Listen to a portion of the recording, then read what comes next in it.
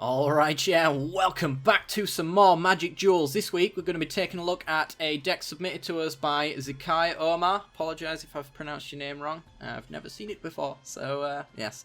But thank you for sending in the deck. If you are somebody who wants to send me in a deck list, be sure to do that either in the comments section below, or you can send me an email, which you can find in the description, or you can send it to me on Twitter as well, which you can also find in the description. Anyway, we're going to be taking a look at a Revolt counters deck this week, so it pretty much speaks for itself. We've got a lot of Revolt cards, and we're focusing very heavily around +1/+1 counters. So the build around card, for those who don't know, is the Winding Constrictor. The black-green 2/3 snake. If one or more counters would be placed on an artifact or creature you control, you place that many counters +1 on it instead. So if we enter a Walking Ballista with 2 counters on it, for example, it'll actually enter with 3. So we kind of have that kind of value going for us as well. Like Scrounging Bandar enters with 2 counters, it will actually enter with 3. And when you move counters, you move an extra counter without... You essentially create a counter with his second ability, which is pretty sweet. So we work around getting a lot of counters on the board and getting a lot of big creatures in, swinging in over our opponent, overwhelming them so that they're forced to either chump block or die, which is pretty much the case. So let's go to the beginning of the deck, shall we? Walking Ballista, so XX, so we can pay whatever we want in 2s essentially. So if we pay 2 mana, we get a 1/1 Walking Ballista. With the Constrictor, that is a 2/2. As well. So Walking Ballista enters the battlefield with X +1/+1 counters on it, and X is equal to the number of the amount of mana we've used to spend on it. So the longer we wait on this card, the better it becomes. We also have pay 4 and put a 1/1 counter on Walking Ballista. That could be 2 if we have our Constrictor on the board. And the main ability, the main reason to use this card is to remove a 1/1 counter from Walking Ballista, and it deals 1 damage to target creature or player. So this is really good for taking out Planeswalkers if they've clogged up the board. It's also really good if you want to swing in with the Ballista and then sack all of the counters off of it to essentially give it double strike in that sense, to deal all of the damage that it would have dealt again just by removing the counters. And, you know, we can always just remove all but one of the counters and then pay 4 later down the line to just start restocking it and take it ready to go for a future round. We then have Greenbelt Rampager, only a 1/of. I'm not sure about this card, but it is quite useful for triggering Revolt nonetheless. So it is a 1 green mana, 3/4 Elephant. Sounds really good. However, it does have a drawback, but that drawback can also be used to our benefit. When Greenbelt Rampager enters the battlefield, you have to pay 2 energy, sorry. And if you can't, you return it to your hand and get 1 energy. So essentially we can bounce this card over and over again for a few turns before eventually it ends up sticking around. But this is to use for Revolt as well. So if we have this guy in hand, we can trigger Revolt, get it back, trigger Revolt, get it back, and then the next time it sticks around as a 3/4. So we can get a fair amount of value out of it. We then have Narnam Renegade, so for 1 green mana, a 1/2 Elf Warrior with Death Touch. It has Revolt and says when it enters the battlefield, if you've triggered Revolt, which is a permanent leaving the battlefield, which could be a land, could be sacking a clue token, it could be one of our Renegade Maps, that kind of thing. If anything on our side leaves the battlefield, then we get to trigger Revolt, and it enters with an extra counter on it, which is even more counters with the Winding Constrictor. It's also Death Touch as well, so it's really useful for protecting our Planeswalkers and stopping our opponent getting in with their big creatures that maybe don't have Indestructible or a way to get around Death Touch. We then have Renegade Maps. This is one of the best ways to trigger Revolt, I would say. It is a 1 colourless mana artifact, and it says it enters the battlefield tapped. And when it untaps, you get to tap it again, sacrifice it, and search your library for a basic land, reveal it, and put it into your hand, and shuffle your library. So this is a really good way to thin your deck out of lands so you don't draw into as many later down the line. Also, when you sack it, it triggers Revolt, and we can use it to fix up whatever mana we need. So if we're missing a swamp for the Winding Constrictor on curve, we can sack the map to go get that land as well.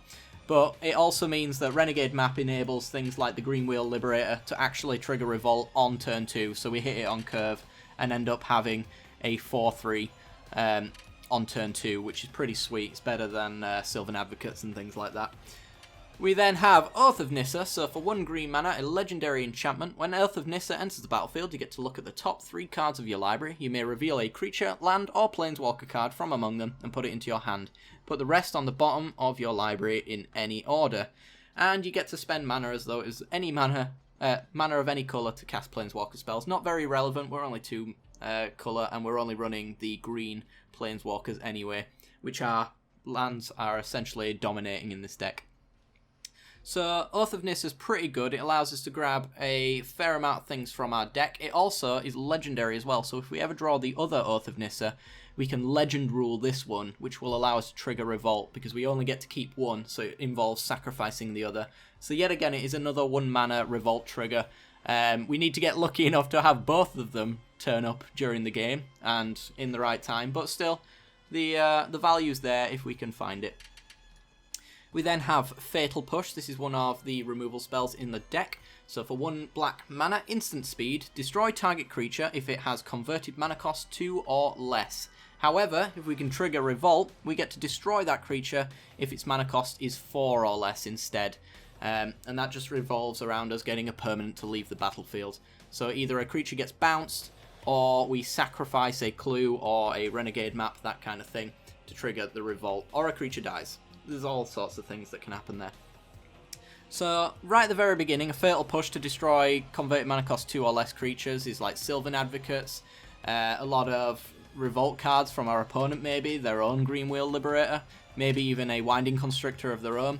So there are a lot of things Fatal Push can hit just by itself, but later down the line you can get the 4 converted mana cost less, which is your Kalitas and your really big creatures. Well, you're starting to get very big creatures, should I say. You can hit a lot more with that kind of stuff. So, Fatal Push, really good value. We then have Prey Upon. So, we do have a lot of big creatures, so we're actually taking advantage of a lot of fight cards that come out of green, essentially. So, for 1 green mana, target creature you control fights target creature you don't control. So if we have a big creature, our creature deals damage to theirs deals damage to ours. It's essentially like getting him into combat pre-combat. So we could use that to our advantage. We could also use it to kill one of our own creatures to trigger Revolt if we want to do so. If we have a Nanam Renegade, our Nanam Renegade has Death Touch. So this is actually a hard-casted removal spell with a Renegade, because when it fights, it deals damage. The creature itself deals damage, and Death Touch says if it ever deals damage, it will kill them, essentially, unless it's indestructible, that kind of thing. So a Nanam Renegade plus a Prey Upon is just a hard-casted removal spell, which is pretty sweet for 1 green mana. We then have the Green Wheel Liberator. We've touched upon this very briefly. So for 1 and a green, a 2/1 Elf Warrior. Very, very meh. However, it does have Revolt that says when it enters the battlefield, it enters with 2 +1/+1 counters on it if a permanent you control left the battlefield this turn. So the ideal play for a Liberator is turn 1 Renegade Map, turn 2 untap the Renegade Map, sack it to get the land that we need for the Liberator, play the Liberator, and we have a 4/3 on turn 2 ready to attack. That is a lot of pressure at the very beginning of the game, so we can actually force our opponent to chump block sooner rather than later, because getting in for 4 every single turn from turn 2 onwards is pretty sweet. We then have Scrounging Bandar, so for 1 and a green, a 0/0. However, it enters the battlefield with 2 +1/+1 counters on it, which can be 3 if we have our Winding Constrictor. So it enters with those counters, and it says at the beginning of our upkeep, we may move any number of +1/+1 counters from the Scrounging Bandar onto another target creature. So when we move a counter, we remove one from the Bandar, and we put it onto another creature. Now, Winding Constrictor says that if a counter would be placed on something, then you put that many counters +1 onto it. So when we're removing one counter and putting it on another creature, we're actually generating an extra counter. So we remove one counter from the Scrounging Bandar, and we put it onto another creature, gaining 2. So we're starting to net extra power that way as well. And that can come in very handy later down the line, especially if we have a lot of creatures that don't have counters on them, because we have things like Armorcraft Judge that benefits from creatures having counters. So if it's not a creature capable of having counters, then that is the kind of thing that we want to be doing. We want to be moving these onto plant tokens and things like that, so that we can get extra value. We've talked about the Winding Constrictor. Next, we've got the Nature's Way. This is essentially Prey Upon, but a little bit better, but also a little bit more expensive. So for 1 and a green, sorcery speed, target creature you control gains Vigilance and Trample until the end of the turn. Then, it deals damage equal to its power to target creature you don't control. So if you have a very big creature, this is the way to push through that extra bit of damage. Giving it Vigilance and Trample means that your opponent can't just chump block it with a servo token or something like that. They have to block it as many times as they can to stop all the damage coming through. Also has Vigilance, so that big creature is still there to block on the turn after as well. And finally, it deals damage equal to its power to target creature you don't control. Unlike Prey Upon, your opponent does not get to deal damage back to you with this ability.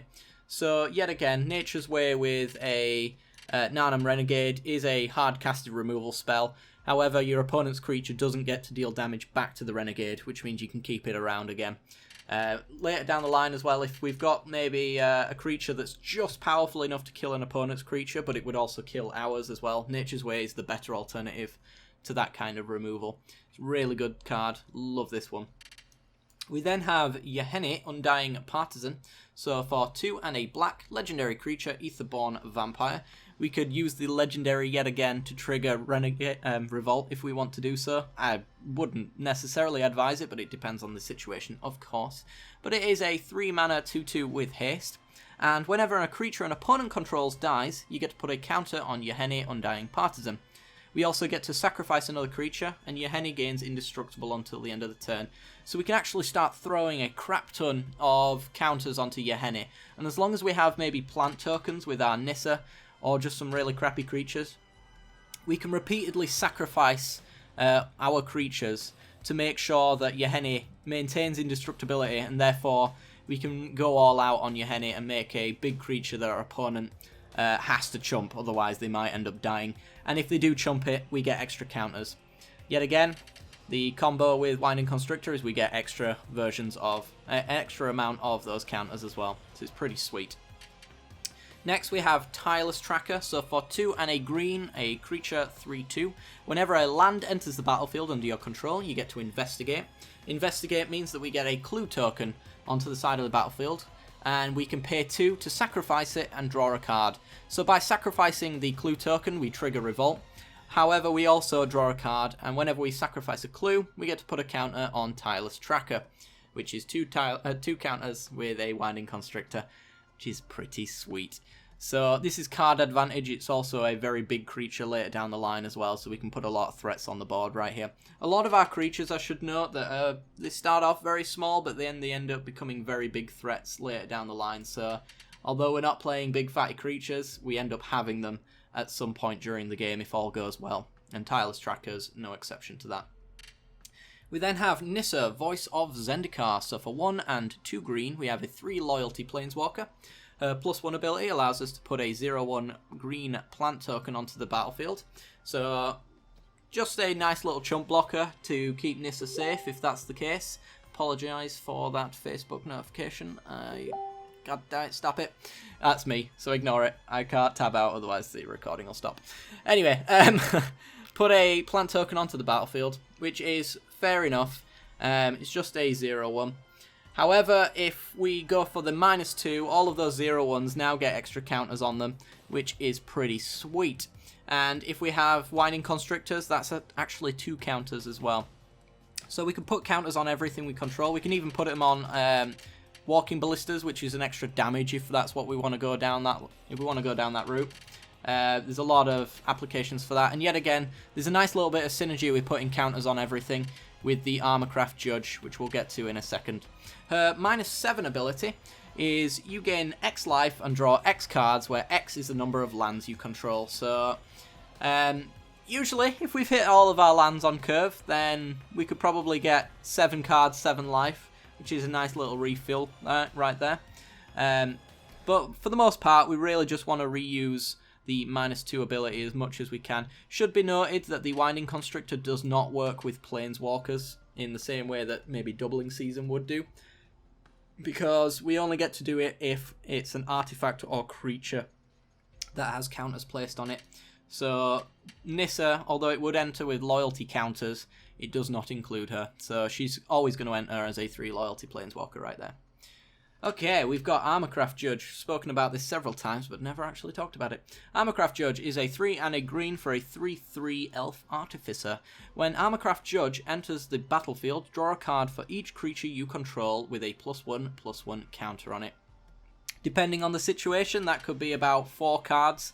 That's roughly about the amount of value you're going to get for it. So it is a 4-mana green spell to draw 4 cards.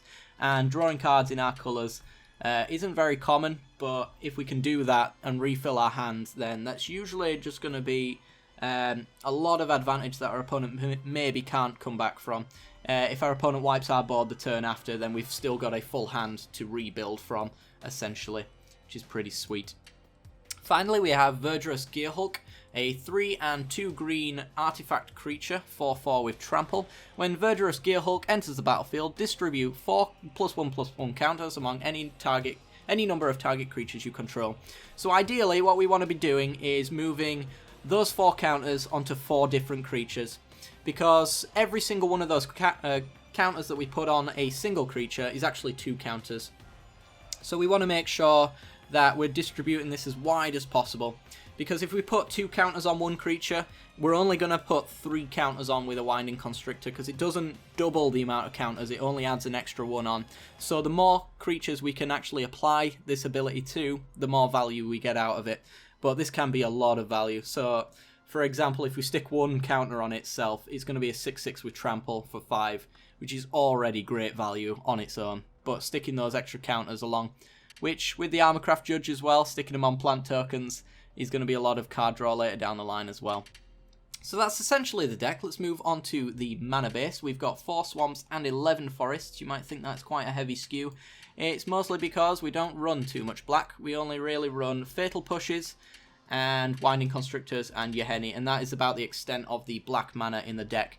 And we can also grab black mana with the Renegade Map as well, so it's not as if it's hard to find the black mana that we need on turn 1.